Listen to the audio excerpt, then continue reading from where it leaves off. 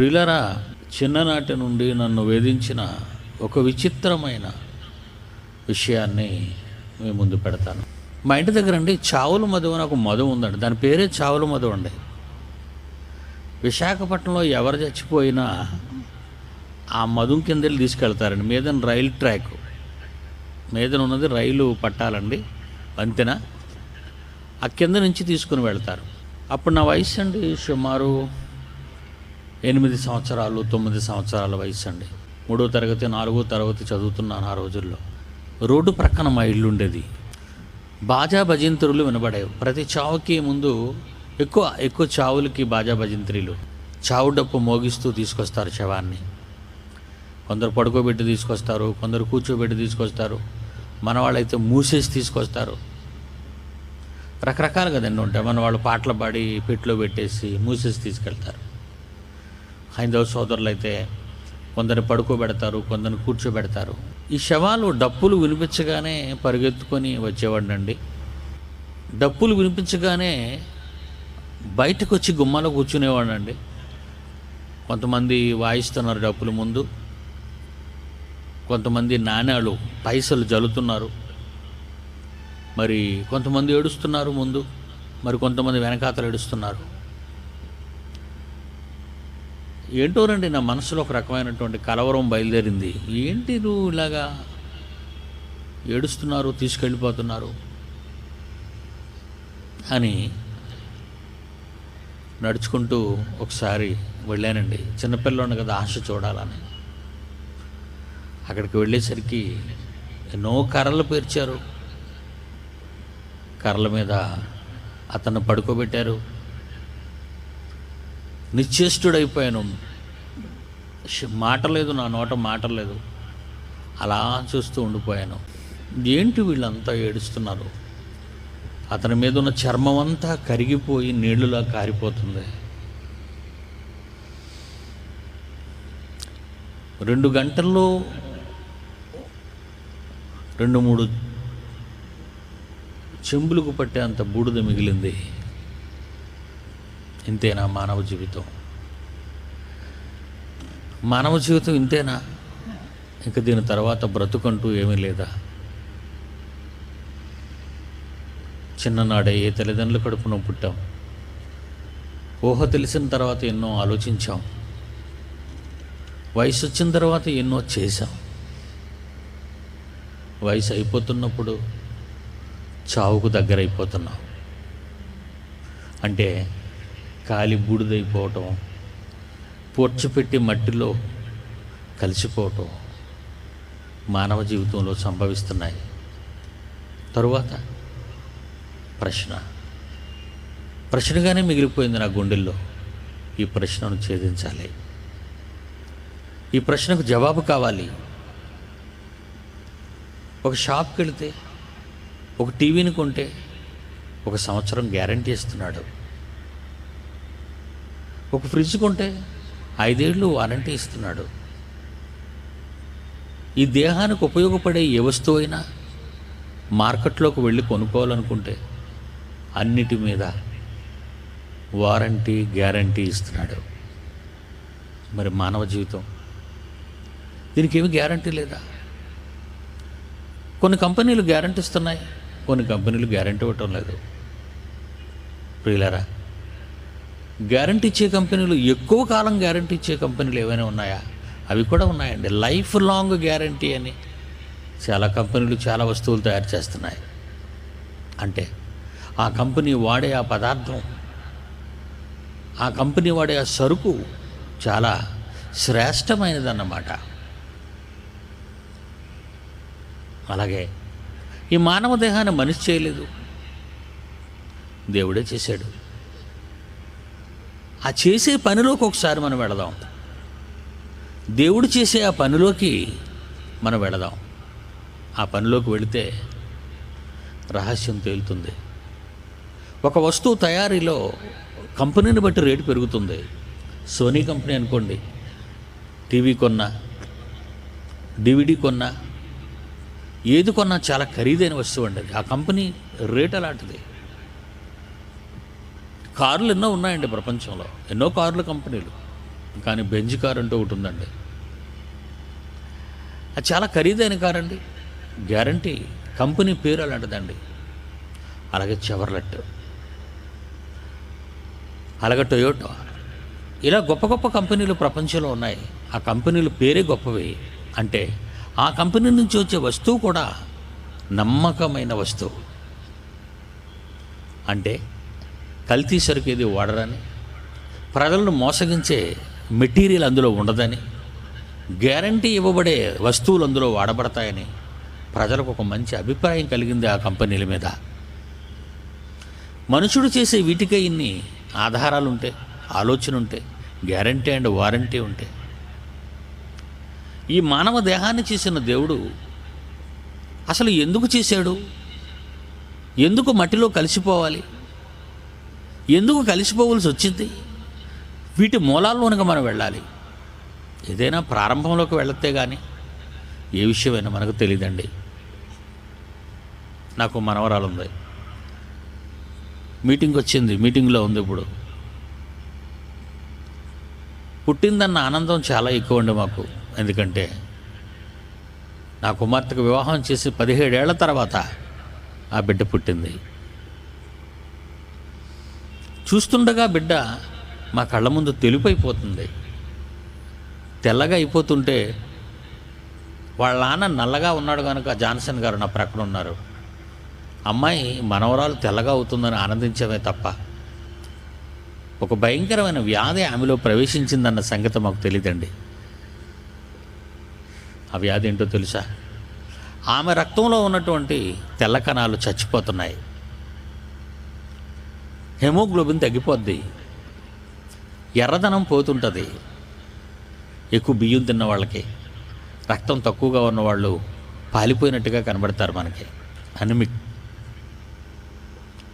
ఏమండి, పాలిపోయిన రంగు అంటారు, ప్రేతకళ అంటారంట దాన్ని, శవకళ. రక్తం దేహానికి ప్రాణం కదండి. రక్తం దేహానికి ప్రాణం. ఆ ప్రాణమైన రక్తంలో ఎరుపుదనం అన్నది లేకపోతే మనిషి కాడండి, శవంగా మారిపోతాడు. కనుక ఎలాంటి వ్యాధి ప్రవేశించిందో చూసారా? ఆ రక్తంలో ఉన్నటువంటి తెల్ల కణాలు చచ్చిపోతున్నాయి. వెంటనే తెలుసుకున్నాం, డాక్టర్ల దగ్గరికి వెళ్ళాం, చూపించాం. వెంటనే రాయవెల్లూరు తీసుకెళ్ళిపోమన్నారండి. ఇక్కడ మందులు లేవండి. హైదరాబాద్ కంటే శ్రేష్టమైనటువంటిది తమిళనాడులో ఉన్నటువంటి రాయవెల్లూరు తీసుకెళ్ళండి. అక్కడికి వెళ్ళాడండి. తండ్రి తల్లి వైద్యం చేయించారండి. ఎక్కడా లోపం కనబడటం లేదండి. మరి ఎందుకు చచ్చిపోతున్నాయి తెల్ల కణాలు? మూలంలోకి వెళ్ళాలి. ఎందుకు చచ్చిపోతున్నాయో తెలియాలి అంటే ప్రారంభం ఏంటబ్బా? ప్రారంభం దేంతోనబ్బా చేశాడు దేవుడు అని మనం అనుకోవాలి. కనుక వాళ్ళు ఏం చేశారు అంటే, అమ్మాయి ఎముకలలోని మూలుగు తీశారు. బోన్ మ్యారో టెస్ట్ అంటారు దాన్ని. మూలుగుని పరీక్షిస్తే యూరిన్లో దొరకలేదా? మోషన్లో దొరకలేదా? రక్తంలో దొరకలేదా? సిటీ స్కాన్ మెదడులో దొరకలేదా? నెర్వ్స్లో దొరకలేదా? ఎక్కడ దొరకటం లేదా? అయితే ఒక దగ్గరికి పోవాలండి. ఎక్కడికి? ఎముకలలోనికి. బైబిల్ విప్పండి. దేవుడు అవ్వం చేస్తున్నాడు. అవ్వం చేసేటప్పుడు ఆదాముకు గాఢ నిద్ర కలుగు చేశాడు. ఏం తీసాడట అవ్వం చేయటానికి ఆదాములో నుంచి? చూడండి, ఆదికాండం 2వ అధ్యాయం 21. ఆదికాండం 2వ అధ్యాయం 21. దేవుడని యెహోవా ఆదామునకు గాఢ నిద్ర కలుగొచ్చేసి, తొలి మానవునికి గాఢ నిద్ర, ప్రారంభ మానవునికి గాఢ నిద్ర కలుగొచ్చేసి అతను నిద్రించినప్పుడు ప్రక్కటి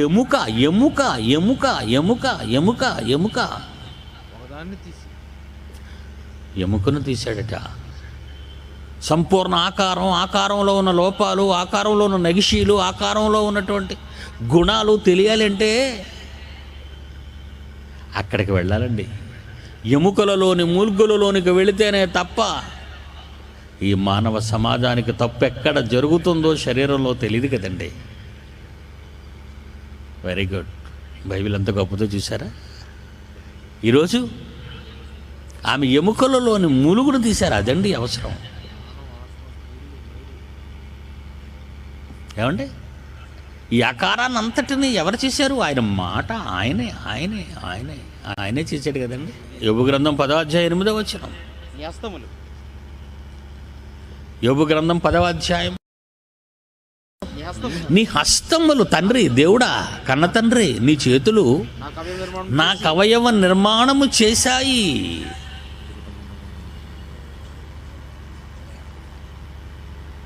కనుక ఆయన చేతితో ఎముక తీశాడు ఆదాములో నుంచి. ఒక చక్కని అందమైన ఆడ ఆకారాన్ని చేశాడు. అంటే అవసరమా? మూలానికి వెళ్ళాలి. మూలానికి వెళుతున్నాడు ఆయన. ఆ మూలం ఎవరికి తెలియదన్నాడు. అందుకే ప్రసంగి గ్రంథం 11వ అధ్యాయం 5వ వచనం. గర్భవతిగా ఎవరైనా ఉంటే ఆ గర్భవతి గర్భంలో ఎముకలు ఏ రీతిగా ఎదిగినది మీకు తెలియదండి అన్నాడు. నేను చెప్పాలి, మీకు తెలియదంటే ఎవరికి తెలియదని కాదు, దేవుడికి తెలుసు, మనకు తెలియదని. దేవుణ్ణి తెలుసుకున్న వాడికి తెలుస్తుంది, దేవుణ్ణి తెలుసుకునే అది ఎప్పుడు తెలియనిదిగానే ఉండిపోద్దండి. మీకు అర్థమైంది? మిలేనియం మహనీయులని మా టీవీలో చూశారు కదా. 2000 సంవత్సరాలు అయిందండి. ఎవరైనా 2000 సంవత్సరాల గత చరిత్రలో ఎవరైనా ఏమండి కొపర్నికస్ కానీ, ప్లేటో కానీ, సోక్రటిస్ కానీ, కార్ల్ మార్క్స్ కానీ, ఐన్స్టీన్ కానీ, న్యూటన్ కానీ, ఈ శాస్త్రవేత్తలందరూ ఎక్కువ మంది క్రైస్తవులు కదండి. మరి వాళ్ళు బైబిల్లో నుంచి ఇవన్నీ తీశారని ఒక్కరు చెప్పారండి? మీరు చెప్పండి. ఎవరని చెప్పారా? ఎవరు చెప్పలేదండి. ఎందుకంటే బైబిల్ సరిగ్గా చదవలేదండి ఎవరు. నేనే ఈ దేశానికి రాజునైతేనండి పాఠ్యపుస్తకం దీన్నే పెట్టేస్తాను. టెక్స్ట్ బుక్ ఇదే. ప్రియులరా, బోన్ మ్యారో టెస్ట్ అన్నారు ఆఖరికి అమ్మాయికి, నా మనవరాలకి. అవును, మూలుగులోనే. అందుకే అన్నాడు, చోలాలి గర్భమందు ఎముకలు ఏ రీతిగా ఎదుగుచున్నవో ఆ ఎదుగుదలే తెలియని వాడికి అందులో మూలుగు సంగతి ఏం తెలుస్తుంది? కనుక ఈరోజు మనిషికి జ్ఞానం ఎక్కిపోయి, అమ్మయ్య మనం మూలుగులోకి వెళదామని మూలుగులోకి వెళ్ళాడు అన్నమాట. ఇంతకాలానికి ఇంత మూలుగులోకి వెళ్ళాలన్న సంగతి వీళ్ళకెవరు చెప్పారు? ముందున్నటువంటి శాస్త్రవేత్తలలో చాలామంది క్రైస్తవులుగా బైబిల్లో ఉన్న సంగతి చెప్పకుండా బోన్ మ్యారో టెస్ట్ అని పేరు పెట్టి ములుగుల్లోకి వెళ్ళడం మొదలుపెట్టారు వాళ్ళు. అక్కడ తెలుస్తుందండి మనిషి యొక్క రహస్యాలన్నీ.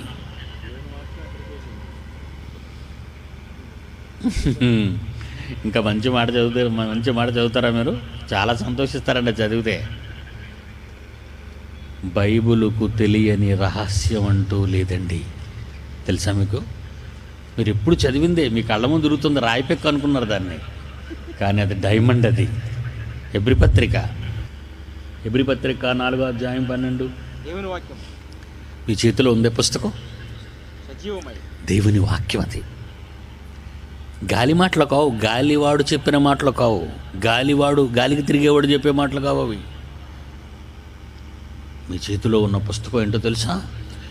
దేవుని వాక్యము సజీవమది, బలము గలది, రెండంచులు గల వాడి ఎటువంటి ఖడ్గము కంటే వాడిగా ఉండి ప్రాణాన్ని, ఆత్మని, కీళ్ళని మూలుగును. చూడండి ఎక్కడికి వెళ్ళిపోయిందో. వండర్ఫుల్ కదండి. మూలుగులలోనికి వెళ్ళింది. ఎందుకంటే దాన్ని కలిగించింది అదే కదా. మూలంలోకి వెళ్ళిందని చూడండి. అంతే అనుకుంటున్నారా? ఎక్స్ట్రా చెప్తున్నాడు చూడండి ఇక్కడ. అంతేకాదు, మూలుగులను, హృదయము యొక్క తలంపులను, ఆలోచనలలోనికి వెళ్ళిపోయిందట చూడండి. అంటే ఇంకా మనం ఏంటో ఆలోచించబోతున్నామో పట్టేసిందట, స్కాన్ చేసేసిందట. మనకే పెద్ద రోగం ముంచుకొస్తుందో ఈ మిషన్లు చెప్తున్నాయి. మనం ఏం చేయబోతున్నామో అని ఎక్స్ట్రా దేవుని వాక్యం ఇంకా పైకి వెళ్ళిపోయింది. మన ఆలోచనలోనికి వెళ్ళిపోయింది. మనం ఏం ఆలోచించబోతున్నాం, ఏం చేయబోతున్నాం అని ఈ మహావేద గ్రంథం చెప్పిందండి. ప్రియమైన దేవుని పిల్లలారా, ఎంత మంచి పుస్తకాన్ని మనం కలిగి ఉన్నాం చూడండి. మత పుస్తకం అండి ఇది. అన్నవాడు మూర్ఖుడండి, మత పుస్తకం అన్నవాడు బుద్ధి లేనివాడండి అనే మాటలు అవి. ఎందుకంటే ఇది మహాజ్ఞానం. కనుక ఇప్పుడు మనం మనిషికి మరణమే ముగింపు అనే ప్రశ్న వచ్చేసింది సమాజంలో. అందరికి ప్రశ్న వచ్చింది, ప్రశ్నగానే ఉండిపోయింది, జవాబు లేకుండా చచ్చిపోతున్నారండి. అంతే కదండి, ప్రశ్న అందరికీ ఉంది, కానీ ప్రశ్న వేయడం మానేశారు. ఎందుకంటే అక్కడతో బండి ఆగిపోద్ది, రైలు బండి. విశాఖపట్నం మూల కదండి, మీకు తెలుసు కదా. ఇంకా అక్కడి నుంచి ట్రైన్ వెనక్కి వెళ్తండి. ఎందుకంటే వెనక్కి వెళ్తే సముద్రంకి వెళ్ళిపోతుంది.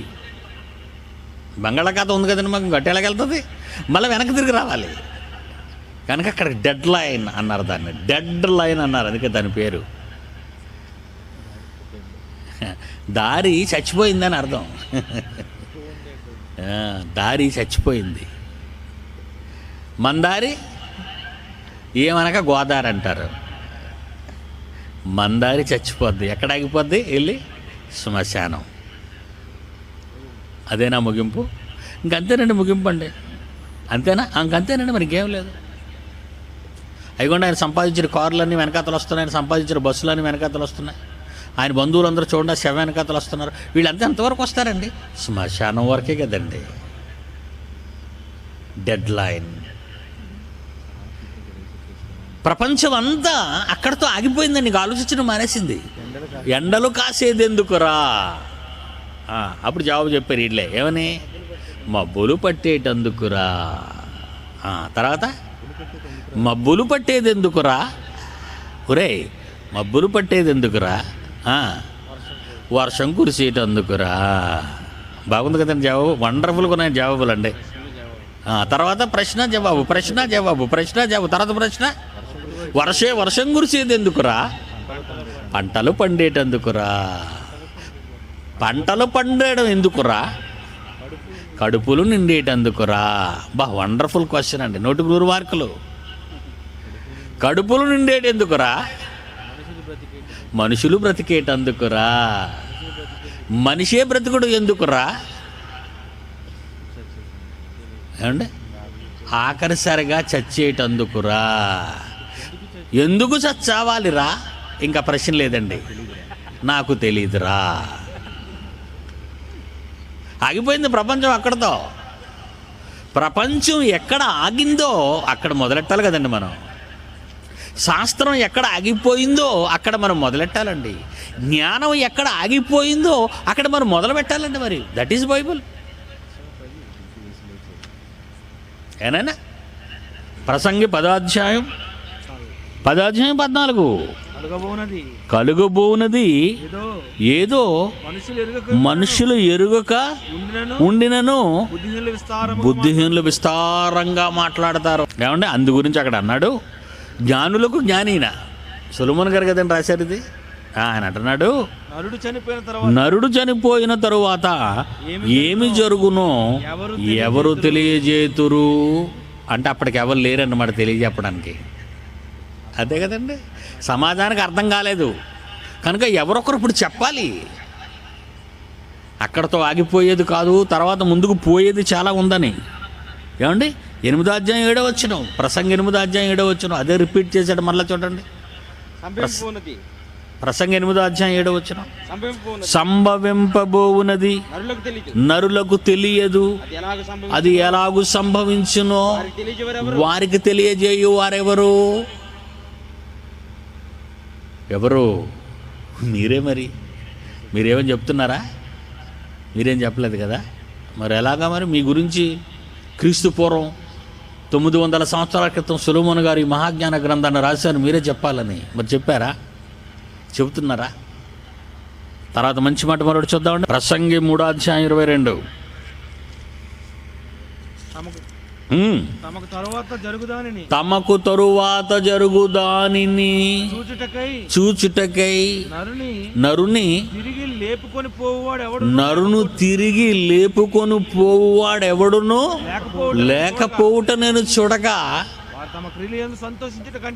వారు తమ క్రియలు యందు సంతోషించుట కంటే ఏ మేలు లేదండి. ఆరాధ్యాయం 12 ప్రసంగి ఆరాధ్యాయం 12 నీడవలే తమ దినములన్నీయు వ్యర్థముగా గడుపుకొని మనుష్యుల బ్రతుకునందు ఏది వారికి క్షేమకరమైనదో ఎవరికి తెలియను. చనిపోయిన తరువాత ఏమి సంభవించునో వారితో ఎవరు చెప్పగలరు. ఎన్ని ప్రశ్నలండి తణుకు పట్టణానికి వచ్చాయండి. చూసారా, టౌన్ అంతా బిజీ, మంచి మార్కెట్ అంతా అలా బిజీ, మంచి లైటింగ్, కలర్ లైట్స్ అన్నీ. ఎందుకు? బతుకున్నంత వరకే సందడి, తర్వాత ఏం లేదు. అంటే పాపం అందరితో అమాయకులు సరిపెట్టేసుకున్నారండి. ఇంకెందుకులేండి, బతుకున్నంతకాలం ఆనందిద్దాం, పోయిన తర్వాత ఇంకేముందండి, ఎడోపోతాం, గాలిలో గాలి, దూరిలో దూలి, నీళ్ళలో నీళ్ళు అంటారంతే. అనంత వాయువులో కలిసిపోయాడని ఒకడు అంటాడు, ఏమండి, మట్టిలో కలిసిపోయిన ఒకడు అంటాడు. అంతేనా మన జీవితం? వద్దండి, తెలుసుకోవాలండి. ఒక మనిషి చేసిన ఒక చిన్న వస్తువు కోసం గ్యారంటీలతో అందులో ఉపయోగించే ఎన్నో గొప్ప ఆప్షన్స్. ఈరోజు సెల్ ఉందనుకోండి, రోజుకు కొత్త సెల్ దిగుతుందండి. ఒక కంపెనీ ఒక్కొక్క రకమైన సెల్ దించుతుంది. ఒకడు పాటలు ఉన్నాయంటాడు, ఒకడు బొమ్మలే వేసేస్తున్నాడు, అందులో పోటీ. ఏమంటే మనిషి కనిపెట్టే ఒక వస్తువు గురించి ఎన్నో రహస్యాలు తెలుసుకుంటున్నాడు. మనిషిని సంతోషపరిచే ఎన్నో కార్యక్రమాలు వెలపెట్టి తయారు చేస్తున్నాడే. మరి వాడి జీవితం కోసం ఏమైనా ఆలోచించుకుంటున్నాడా అండి? మనిషికి ముగింపు మరణమేనా? తర్వాత ఇంకేం లేదా? కనుక మనం పుట్టుకు వెళ్దామండి, మన ప్రారంభానికి వెళదామండి. నో, ముగింపు మరణం కాదు, చాలా ఉంది లైఫ్. మనిషికి లైఫ్ చాలా ఉందండి. పుట్టక ముందు లైఫ్ చరిత్ర, పుట్టక ముందు ఉంది, అతనికి లైఫ్ ఉంది. పుట్టక ముందు లైఫ్ ఉందా? ఉందండి. మంచి మాట చూస్తారు బైబిల్లో. చూడండి మన చరిత్ర, ఒకసారి చరిత్ర చూస్తారా మనది? మూలానికి వెళదాం. మరి ఇటు మనిషికి మరణమే ముగింపా? కనుక ముగింపు గురించి మనం ఆలోచించద్దు, ముందు ప్రారంభం గురించి ఆలోచిద్దాం. ప్రారంభం, బిగినింగ్. ఏమండి చూద్దామా? ఎఫ్సీలకు రాసిన పత్రిక 1వ అధ్యాయం 4-6 వచనాల మధ్య ఒక అపూర్వమైన బంగారు అక్షరాలతో రాయబడిన మహాజ్ఞానం ఉందండి అక్కడ. ఎఫెసీ పత్రిక 1వ అధ్యాయం 4-6. ఎట్లనగా తన ప్రియునందు తాను ఉచితముగా మనకు అనుగ్రహించిన కృపామహిమకు కీర్తి కలుగునట్లు దేవుడు తండ్రి తన చిత్త ప్రకారమైన దయా సంకల్పము చొప్పున యేసుక్రీస్తు అనే ఒక మహా అన్నయ్య ద్వారా మనమంతా తనకు కుమారులుగా చేసుకోవాలని మనల్ని ముందుగా తన కోసము నిర్ణయించుకొనబడిన వాళ్ళమా. మనమట సృష్టికర్త మనలను తన కోసం నిర్ణయించుకున్నాడట. ఎప్పుడో, ఎక్కడో, ఎలాగో, ఎప్పుడు, ఎక్కడ, ఎలాగనుకుంటే కింద సమాధానం చెప్తున్నాడు చూడండి. మనము తన ఎదుట పరిశుద్ధులమును నిర్దోషమునై ఉండవలెనని జగత్తు పునాది వేయబడక మునుపే ప్రేమ చేత నిన్ను ఏర్పరచుకున్నాడట. చూడండి అక్కడ ఉంది. ఏర్పరచుకుంటానన్నాడా? ఏర్పరచుకొనేసానన్నాడా? చూడండి అక్కడ మీరు, ఏర్పరచుకొనేను. అబ్బా, వాట్ ఏ వండర్ఫుల్ హిస్టరీ అండి మీది, మందే. సూర్యుడు 1500 కోట్ల సంవత్సరాలుగా మండుతున్నాడే, దాంతో ఒక హిస్టరీ. ఎంత హిస్టరీ నాటికి దాంది? 1500 కోట్ల సంవత్సరాల హిస్టరీ. అవునా? సృష్టికి 1500 కోట్ల సంవత్సరాల హిస్టరీ, నక్షత్రాలకు 1500 కోట్ల సంవత్సరాల హిస్టరీ ఉంది. వాటన్నిటికంటే మనం గొప్పవాళ్ళమా? మన కోసం అవి చేయబడ్డాయా? వాటి కోసం మనం చేయబడ్డామా? ఆలోచించండి, ప్రశ్న వేసుకోండి. సూర్యుడు నీకోసం, చంద్రుడు నీకోసం, నక్షత్రాలు నీకోసం, నేల నీకోసం, ఒక పక్షి నీకోసం, ఒక మేక నీకోసం, ఒక చేప నీకోసం, అన్నీ నీకోసం, ప్రకృతి నీకోసం. ప్రకృతికే ఇంత చరిత్ర ఉంటే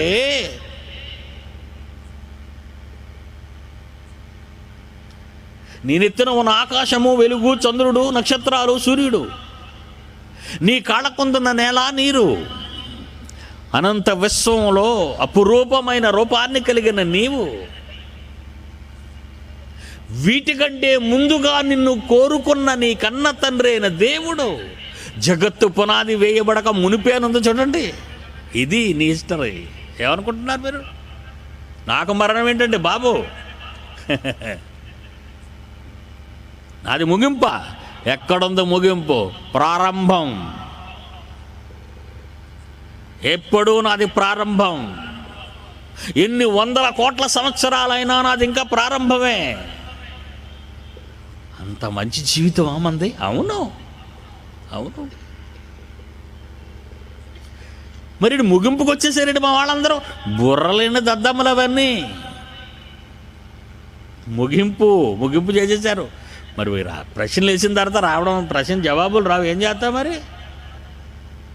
పరీక్ష పేపర్ మడతెట్టిచ్చి వెళ్ళిపోతావు తొందరగా, బయట పని ఏం చేసుకోవచ్చు అని. నీ మెదడులో సరుకుంటే ప్రశ్నలకి సమాధానాలు రాస్తావు, 100కి 100 పడతాయి. అక్కడ లోపల సరుకు లేదు, ఏం చేస్తావు?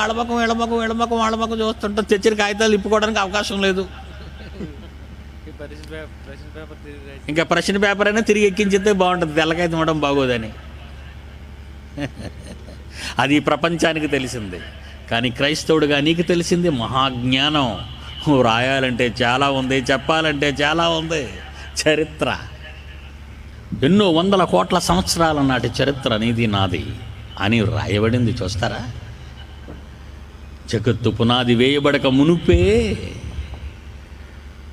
ఆయన మహాగ్రంథంలో రాయబడినది నీ నామం, నీ పేరు, భూమి మీద నీ జీవితం గురించి.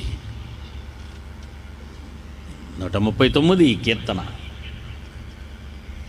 16 చూడండి, ఆనందపడిపోతారు మీరు. ఎందుకు బతకాలని చచ్చిపోతున్నాడు రైతు? ఎందుకు కాపురం చేయాలి, కట్నం తేలేదని హింసిస్తున్నారు అత్తవారని ఒక అబల చచ్చిపోతుంది. అప్పులతో చచ్చిపోతున్న వాళ్ళు, సమస్యలతో చచ్చిపోతున్న వాళ్ళు అందరూ ఈ ప్రపంచంలో మనం చూస్తున్నాం. వద్దు, తప్పు చేస్తున్నారు వాళ్ళంతా. నీ పుట్టుక వెనుకున్నది భూమి మీద నువ్వు చేసే వ్యాపారం గురించి కాదు.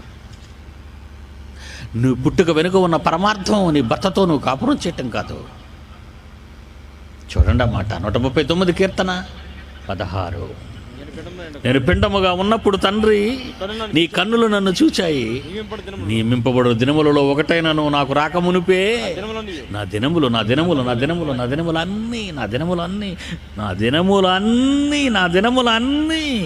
ఎక్కడున్నాయి? నీ గ్రంథములో లిఖితములాయను. నీ గ్రంథములో ఎన్ని దినములు? నియమింపబడిన దినములెన్ని, నియమింపబడని దినములెన్ని? నియమింపబడిన దినములు, భూమి మీద నియమింపబడిన దినముల గురించి నువ్వు ఆలోచించావు.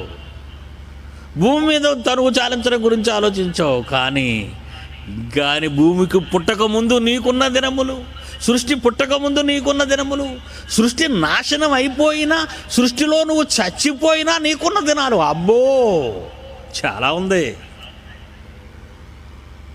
భూమి మీద పుట్టక ముందు నీకున్న చరిత్ర, భూమి మీద మరణించిన తరువాత నీ భవిష్యత్తు, అబ్బో ఎంత చరిత్ర! ఎన్ని దినాలు నీ బ్రతుకు కాలం! నువ్వెవరో తెలుసా? తండ్రిని అడుగుతున్నాడు కొడుకు, ఇశ్రాయేలీయుల దగ్గరికి నన్ను వెళ్ళమంటున్నావు కదా నాయనా, మరి నీ దేవుడు పేరేంటి, మీ నాయన పేరేంటి అని అడుగుతారు. అప్పుడు నేనేం చెప్పాలి అన్నాడు. అప్పుడు ఏమన్నాడు నాన్న?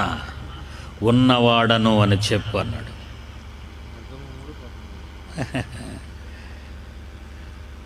అన్నాడా?